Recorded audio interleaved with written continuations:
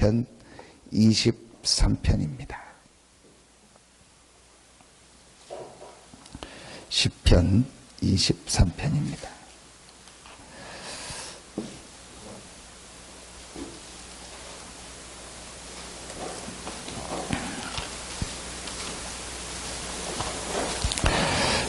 시편 23편 1절부터 6절입니다.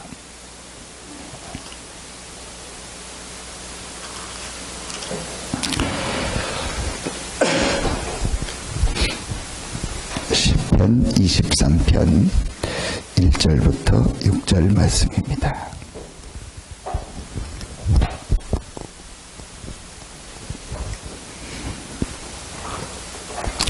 같이 한 목소리로 합독하겠습니다. 여호와는 나의 목자시니 내게 부족함이 없으리로다. 그가 나를 푸른 풀밭에 누이시며 쉴 만한 물가로 인도하시는도다. 내 영혼을 소생시키시고 자기 이름을 위하여 의의 길로 인도하시는도다. 내가 사망의 음침한 골짜기로 다닐지라도 해를 두려워하지 않을 것은 주께서 나와 함께 하심이라. 주의 지팡이와 막대기가 나를 안위하시나이다. 주께서 내 원수의 목전에서 내게 상을 차려주시고 기름을 내 머리에 부으셨으니 내 잔이 넘치나이다. 내 평생의 선하심과 인자하심이 반드시 나를 따르리니 내가 여호와의 집에 영원히 살리로다. 아멘. 다윗도 그랬고 또 성경의 모든 인물들의 응답받은 인물들의 몇 가지 특징이 있습니다.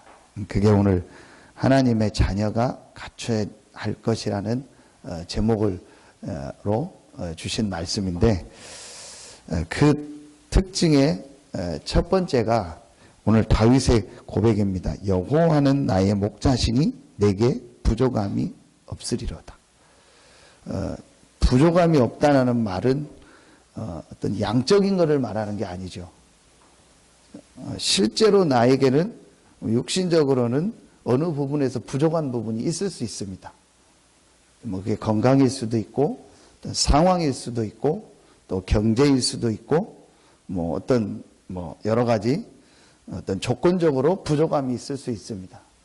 그런데 오늘 다윗은 부족함이 없다고 했습니다. 그 이유가 중요합니다. 여호와가 나의 목자시기 때문에. 우리가 하나님의 자녀가 갖춰야 된다 이렇게 표현하면 없는데 내가 사야 된다, 안 되는데 내가 그런 상황이 되도록 막 이렇게 해야 된다, 그런 의미가 들려지지만 사실은 하나님이 이미 우리에게 주신 겁니다. 첫 번째가 하나님이 나와 함께 한다는 사실을 실제로 나의 모든 현장 속에서 적용하는 겁니다.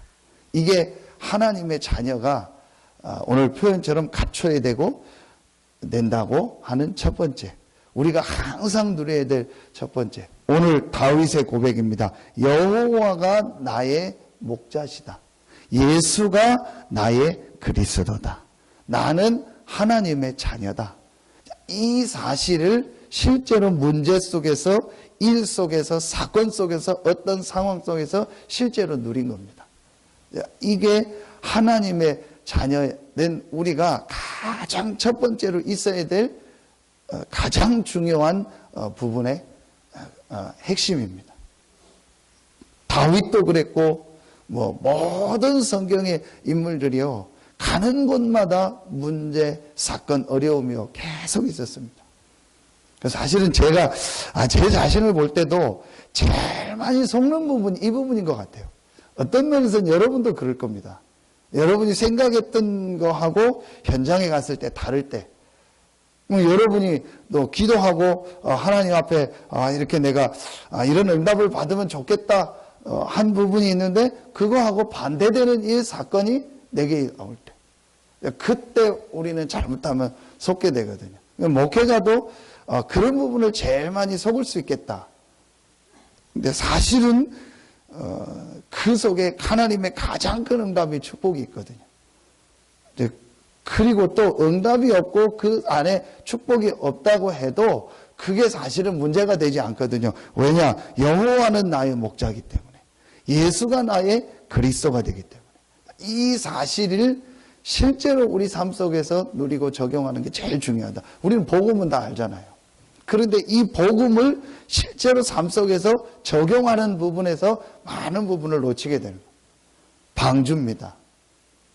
자, 이번 주간에 우리 계속 나오는 메시지 아닙니까? 방주 안팎에 역청을 치렀습니다. 방주 안에 먹을 것을 다 준비했습니다.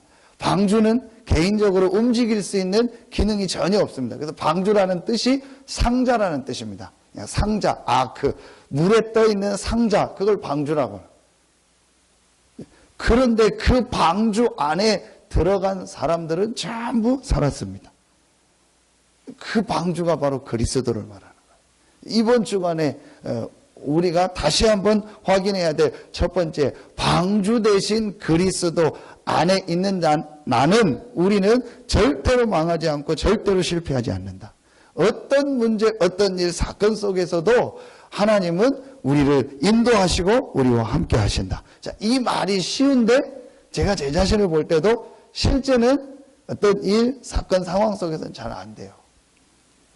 이 부분이 얼만큼 되느냐가 이제 사실은 제일 중요한 이제 부분이 됩니다. 오늘 다윗이 고백합니다. 여호와는 나의 목자시니 내게 부족함이 없다. 여호와는 나의 목자시니 내가 좋다. 그거하고 오늘 내게 부족함이 없으리로다. 이거는요 굉장히 다른 말이요.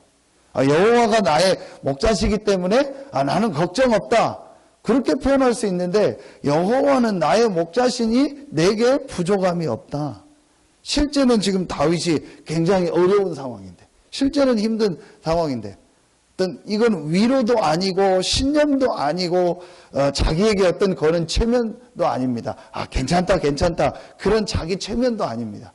실제 사실입니다. 실제 하나님이 나와 함께한다는 이 축복. 그래서 기도의 가장 중요한 축복이 위더라고요. 하나님이 나와 함께한다. 자, 이 부분이 실제로 믿어지고 실제로 이해가 된다면 기도가 어렵다 쉽다가 아니죠. 해야 된다 안 돼야 된다가 아니죠. 가장 우리의 삶 속에서 가장 편안한 것이 기도고 당연한 것이 기도입니다. 그게 이번 주 구역공과 아닙니까? 기도에 대한 이제 지금까지 예배에 대한 말씀을 계속 주셨고, 이제 이번 주부터 기도에 대한, 이 기도에 대한 메시지의 가장 중요한 게 하나님이 나와 함께한. 그게 바로 오늘 하나님 자녀가 갖춰야 될 2번입니다. 다윗이 제일 먼저 가지고 있었던 게 뭐냐? 하나님이 나와 함께하기 때문에 어떤 상황에 가도, 어떤 문제를 만나도, 누구를 만나도 괜찮다. 그게 다윗이 가지고 있었던 가장 첫 번째입니다. 그가 나를 푸른 풀밭에 누이시며 쉴만한 물가로 인도하신다. 내 영혼을 소생시키시고 자기 이름을 위하여 의의 길로 인도하신다. 사망의 음침한 골짜기로 다닐지라도 해를 두려워하지 않은 것은 주께서 나와 함께 하심이라. 주의 지팡이와 막대기가 나를 안위하시나이다.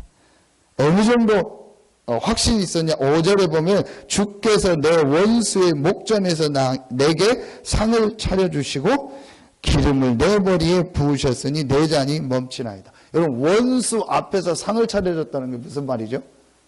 원수 앞에서 이제 우리 표현으로 말하면 보란 듯이 보여줬다는 거예요.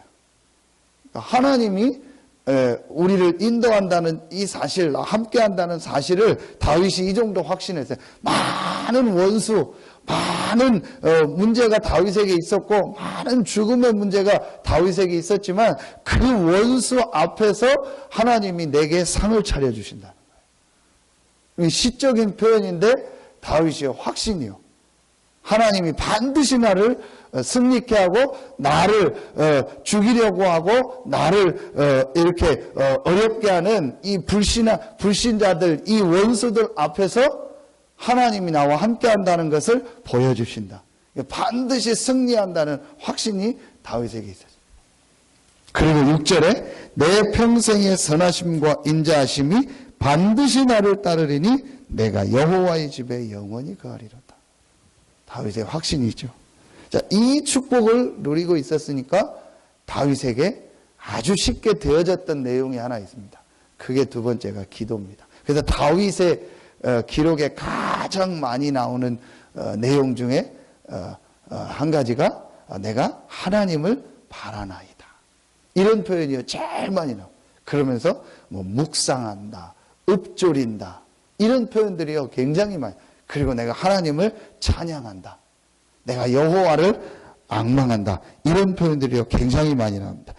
우리 시편 23편 그 주변에 시편이 전부 다윗의 기록인데요. 잠깐만 봐도 그렇습니다. 20절에도 보면요, 환난 날에 여호와께서 내게 응답하시고 야곱의 하나님의 이름이 너를 높이시며 성서에서 너를 도우시고 시온에서 너를 붙드시며 내 모든 소재를 기억하시며 내 번제를 받아주시기를 원하노라. 4절에 보면 내 마음의 소원대로 허락하시고 내 모든 계획을 이루어 주시기를 원하노라. 전부 기도하는 내용입니다. 21절에도 보면 1절에 21편 1절에 보면 여호와여 왕이 주의 힘으로 말미암아 기뻐하며 주의 구원으로 말미암아 크게 즐거워하리이다. 2절에 그의 마음의 소원을 들어주시며 그의 입술의 욕을 거절하지 아니하셨나이다. 이게 전부 다윗이요 기도하는 내용입니다. 또 한 군데 보면 25편 1절에 보면 여호와여 나의 영혼이 주를 우러러 보나이다. 여러분 이렇게요 다윗의 기록에 가장 많이 나오는 기록이 뭐냐? 내가 하나님을 바라보라. 그게 바로 기도입니다. 하나님의 자녀가 갖춰야 될 두 번째 게 뭐냐? 하나님이 나와 함께하는 축복을 실제로 누리는 기도. 자, 첫 번째는 뭐냐? 모든 문제와 일, 사건 속에서 하나님이 나와 함께한다는 이 사실을 보는 눈을 말합니다. 자, 두 번째는 뭐냐? 하나님이 나와 함께한다는 이 사실을 실제로 이렇게 나에게 이 힘으로 누릴 수 있는 것입니다. 그게 바로 기도입니다. 여러분이요, 요 축복을 조금만 찾으면 돼.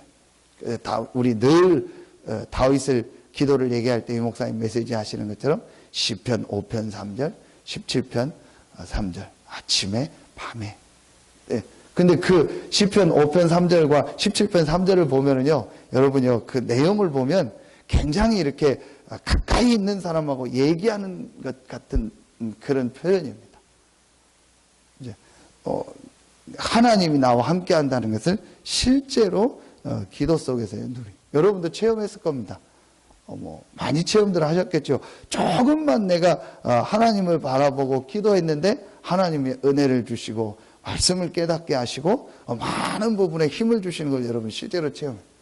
이게 하나님의 자녀가 갖춰야 될 두 번째는. 마지막 세 번째입니다. 오늘 2번에 보면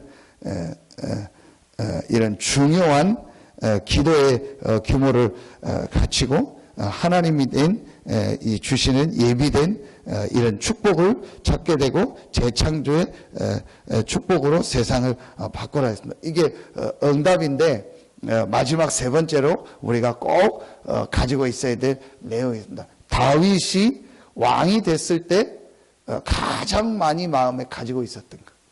그게 이번에 우리 렘넌트 역대상 우리 이 메시지를 해 나가면서 가장 중요하게 나오는 내용입니다. 이번 달까지 역대상을 했는데 역대상 29장 마지막 장에 가장 중요한 내용이죠. 다윗이 성전을 건축하기 위해서 모든 걸 준비했다.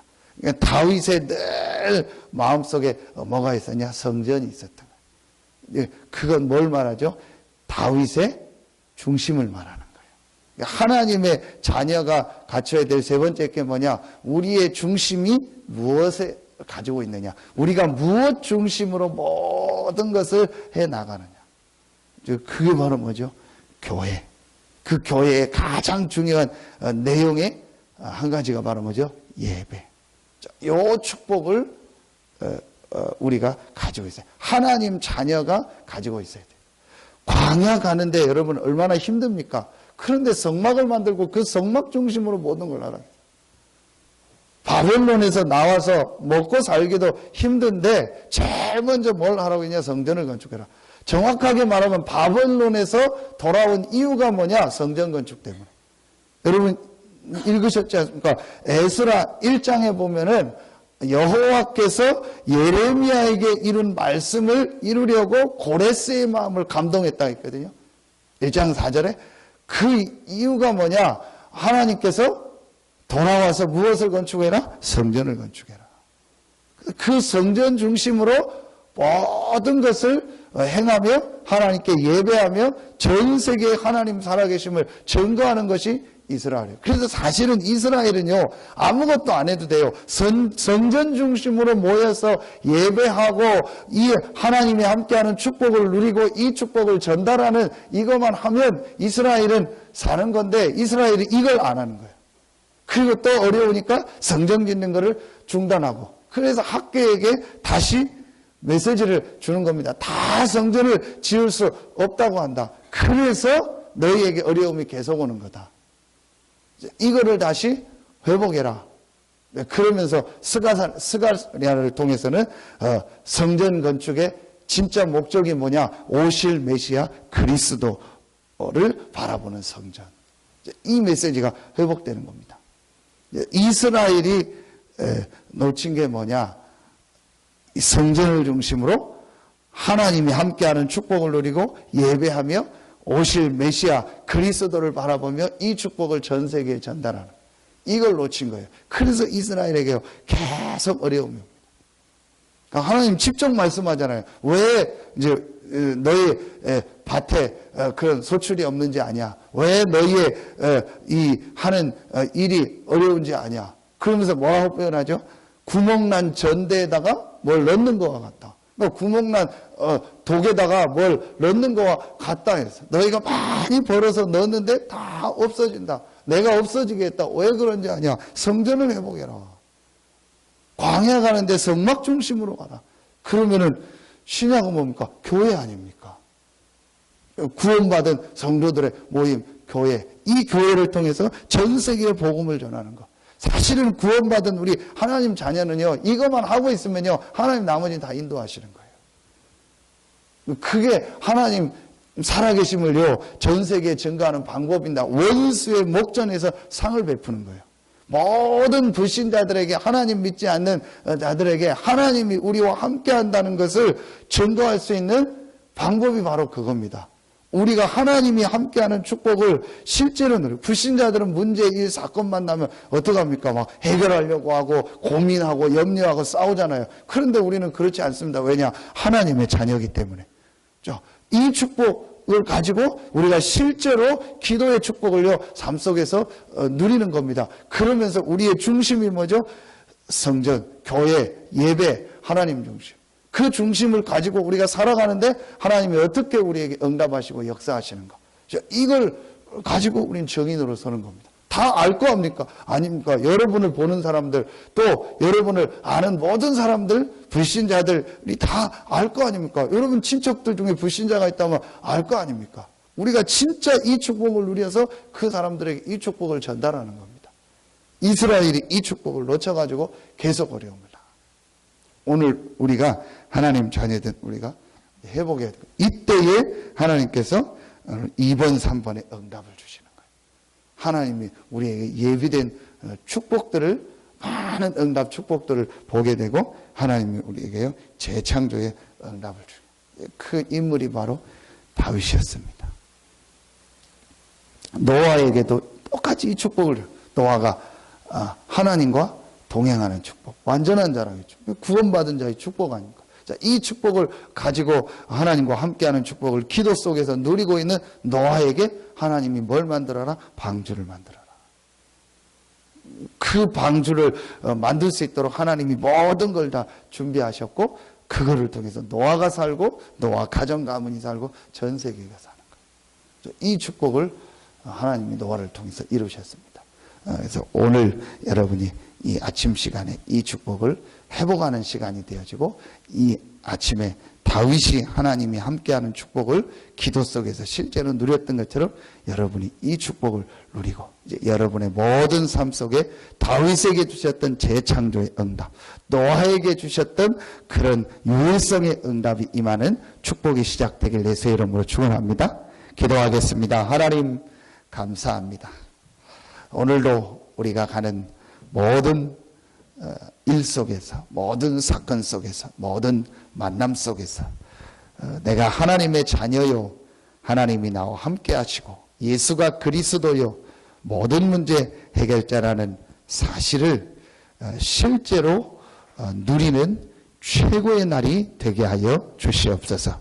하나님 자녀된 우리에게 주신 최고의 무기인 이 기도의 축복을 누리는 날이 되게 하시고, 우리의 모든 삶의 중심에 하나님이 나와 함께한다는 이 중심을 가지고 하나님의 교회, 하나님의 주신 이 성전의 축복을 우리의 중심에 담고, 그 중심 속에서 하나님이 함께하는 축복을 모든 사람에게 증거하는 증인으로 서게 하여 주시옵소서. 이 축복 속에 부름받은 우리 서산 새생명교회 모든 중직자들과 우리 모든 성도들과 렘넌트들 한 명 한 명에게 노아에게 주셨던 응답을, 다윗에게 주셨던 응답을, 성경의 렘넌트들에게 주셨던 응답의 문들이 열려지게 하여 주시옵소서.